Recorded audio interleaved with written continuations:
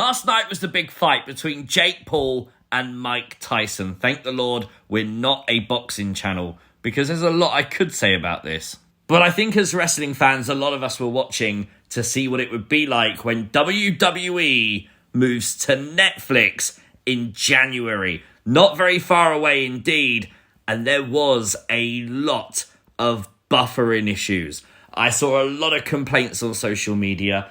I received a lot of buffering as well, so I know exactly what they're talking about, and genuinely, if I was Nick Khan, I'd be on the phone to Netflix right now. This has to be sorted out before WWE puts its weekly shows and PLEs, if you're around the world, on Netflix. There was also this went insanely crazy on social media, potentially the new logo for Monday Night Raw on Netflix. What do you think about it? Let me know all your thoughts in the comment section down below. There was some good news yesterday though, and that is from PW Insider, that Becky Lynch is expected to return to WWE in time for the very first Raw on Netflix. Now, whether she returns just before it or on the show, which is what I would expect, because I think WWE would want that show to be as newsworthy as possible. Very good news that Becky's coming back soon. Karrion Kross, oh boy, he's at it again. In another social media video, Karrion Kross smoking a cigar. He's confident, he's content, he's happy after what happened on Raw. But he had a message for Joe Gacy. Earlier on in the day, Joe Gacy posted a gif of TikTok, obviously Karrion Kross's old thing to say, and now that pissed Karrion off. Karrion Kross spoke directly to Joe Gacy, saying that he knows the real Joe Gacy. Joe Gacy's the guy who likes to be in charge. Joe Gacy is still the same Joe Gacy he was in Schism. He questioned the morality of the Wyatt Sicks and what they're trying to do in WWE. He questioned Joe's loyalty to the Wyatt Sicks. He spoke about the fact that Dexter Lumis will be the breakout star and that Joe Gacy should put himself first and potentially turn on Uncle Howdy. Massive mind games from a psychopath who is breaking out, and right now I think more than ever we are totally paying attention to everything Karrion Kross does and says. That's why it feels like a very big deal that he questioned why the Wyatt Sicks are called the Wyatt Sicks and not the Wyatt Six. Where's the sixth member? Is exactly what Karrion said. Whilst wearing a Revel in What You Are Uncle Howdy mask t-shirt. That is insanely big shots by Karrion Kross. Are we building to the sixth member joining the Wyatt Sicks in the feud with the Final Testament and The Miz though? The fact that Karrion's mentioned it, you've got to question it. And I feel like immediately when you talk about the sixth member, a lot of people are going to bring up the name Alexa Bliss. Rightfully so. We've seen teases, we believe, allude to Alexa being the sixth member. It gets even sweeter when Karrion Kross would reply to Corey, who was asking about Alexa joining the Final Testament, and Karrion said he would welcome her. Nothing but respect. Could you imagine that for a dramatic twist? If Alexa Bliss was not in the Wyatt Sicks, but in fact against them with the Final Testament, minds would be blown. I think my brains would be everywhere. I don't know how I would cope with that. But here's a question for you. What happens if Joe Gacy listens to Karrion Kross? What happens if Joe Gacy does turn his back on Uncle Howdy and the Wyatt Sicks? It's something we haven't really considered. But think about it, it's quite obvious that it's going to happen when the entire reason of the Wyatt Sicks is to basically get revenge on people who do wrong by their friends.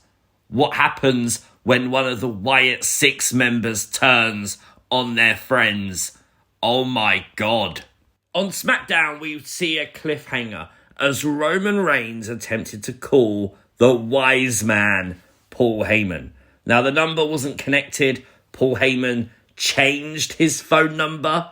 that was what we thought. But I'd say 70% of social media is convinced the reason Paul Heyman's number's not right is because Solo smashed his phone, which storyline-wise makes perfect sense.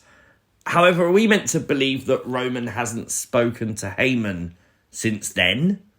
That's a big deal, because if he hasn't even rung him to ask how he is after the beatdown of Solo, or got in touch with Paul Heyman in some fashion, surely Heyman's pissed about that, right? New meme alert though, because I guarantee this is the way you look at your phone when things you might have missed takes me 12 minutes instead of 10 to upload with the amount of complaints I get in the comment section. It's 2 minutes! Then there's this moment when Solo's music hits, Sami takes his hand out of his pocket, throws a phone onto the sofa. Now, my initial thoughts would be that's just Sami's phone and they know they're going to go and brawl, so he's thrown his phone onto the sofa for safekeeping, right? But people are wondering if it could be related to Roman at the end of the show not being able to get through to Paul Heyman.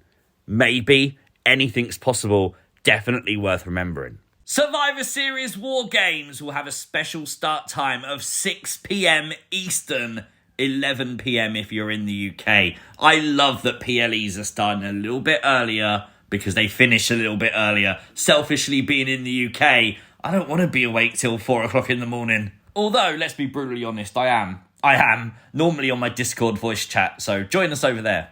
A huge return took place last night after SmackDown in a dark match. Braun Strowman is back. He teamed with the LWO.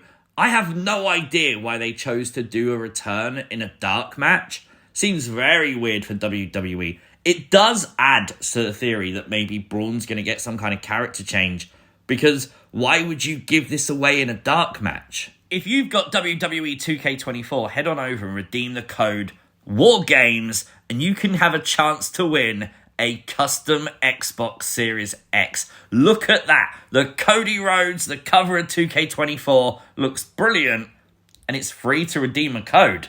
It's worth a try.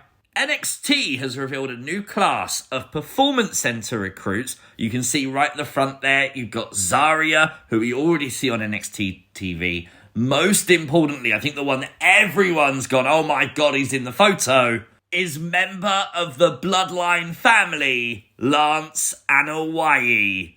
That is interesting. Just as interesting as the WWE Holiday Tour, now advertising Seth Rollins versus Bronson Reed in a steel cage match. You know, just like War Games, Bronson is definitely doing a tsunami from the cage, isn't he?